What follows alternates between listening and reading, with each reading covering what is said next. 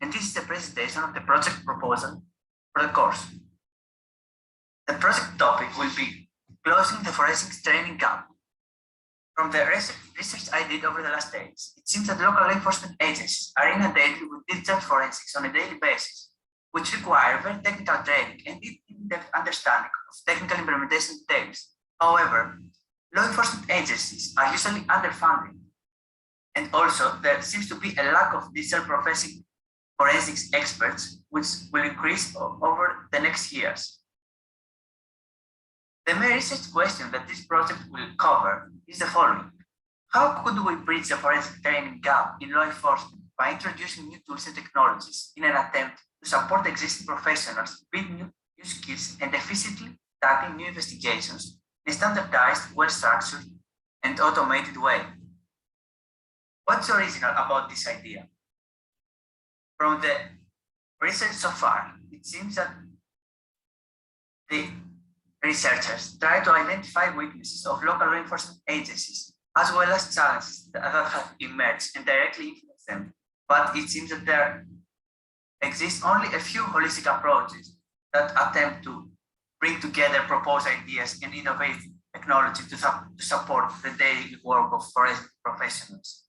In this paper, we will attempt to bridge this gap by describing how some of the challenges identified can be addressed with the use of modern tools that lie in the intersection of digital forensics and other disciplines such as big data and machine learning disciplines. The project scope, therefore, will focus on the practical challenges that local law enforcement agencies face on a daily basis and propose some feasible solutions that can reduce the training gap in digital forensics, as well as some innovative forensic tools that can support the investigation of these agencies.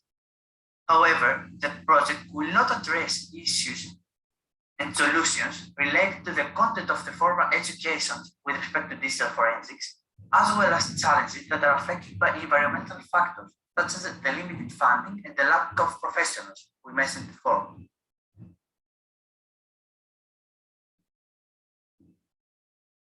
A rough outline of the paper now. Firstly, we will describe weaknesses and new challenges that emerge in the field of digital forensics. Some references mention a bunch of challenges, such as the data collection process, which is time-consuming, stressful, and prone to error, a wide range of devices and platforms, the encryption, the mass of data, the backlog problem, and the automation dilemma, which affects professionals nowadays and should be kept in mind when introducing automated tools. Some other challenges involve the absence of a universal standard in artifact acquisition, the scalability of the data, the non-standard computing environments that investigators dig into nowadays, and as well as some limitation in forensic tool development. The main part of the paper will summarize innovative ideas to solve the training gap and some other challenges mentioned before. The first part will address how professionals can gain new skills and share knowledge. In this section, there exist some references that suggest implementation of the training program, top-down approach for education, as well as sharing knowledge through global resource trees or shared repositories. There is also a proposal about the setup of a specialized center to provide training opportunities to professionals in order to build new skills. The second part of the paper will involve some solutions relevant to modern forensic tools.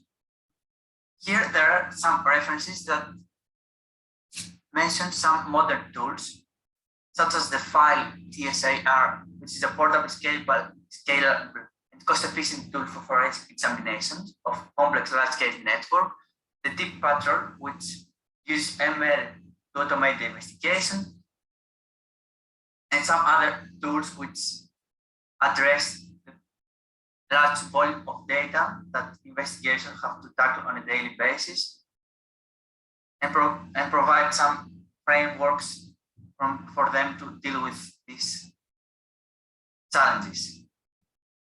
Here is the project timeline with the milestones and the expected dates to be completed. And here are the references I used to complete this proposal and possibly include in the final paper as well. Thank you for listening.